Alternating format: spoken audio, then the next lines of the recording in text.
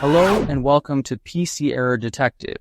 Today, I'm going to show you how to delete desktops in Windows 10 so you can manage your virtual desktops easily and keep your workspace organized. Step 1. Press Windows plus Tab on your keyboard to open the task view.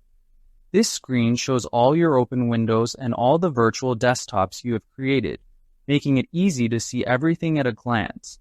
Step 2. Look at the top of the screen where you see the different desktops listed, such as Desktop 1, Desktop 2, and so on.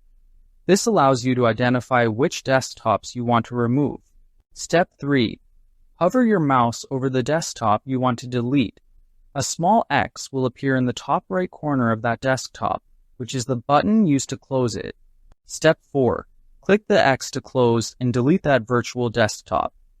Any apps or windows on that desktop will automatically move to the previous desktop, so you won't lose any work. Step 5. Repeat these steps for any other desktops you want to delete, leaving only the ones you need for your current workflow. Thank you for watching, and don't forget to subscribe to PC Error Detective for more helpful Windows tips.